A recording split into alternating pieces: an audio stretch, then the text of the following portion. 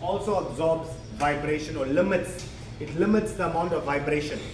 And then this is your normal standard flywheel. Every time we do a repair or a replacement on a clutch. Now this is another very important question because a lot of guys fail to know the technical knowledge to explain this.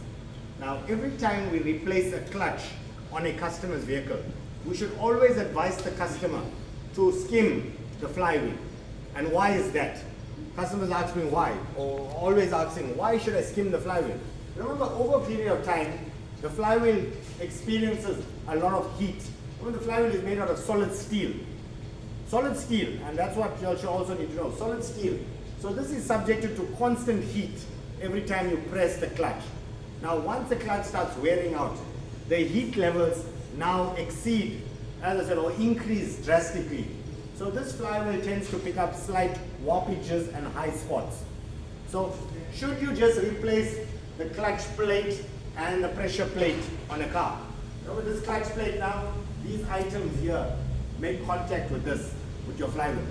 So your clutch plate makes contact with your flywheel. Once this causes damage, this tends to warp. That's why every clutch repair, you have to request for the customer to skim the flywheel. It's not excessive cost. Cost in the average between 300 to 400 rands to skim a flywheel. But you know, now your supplier who has supplied you this clutch kit now will provide you with a relevant guarantee, because should the clutch fail within its guarantee period, instantly the first thing is they're going to ask you is to bring the flywheel to us. They will want to inspect the flywheel. Why? They will want to see if the flywheel has any purple spots.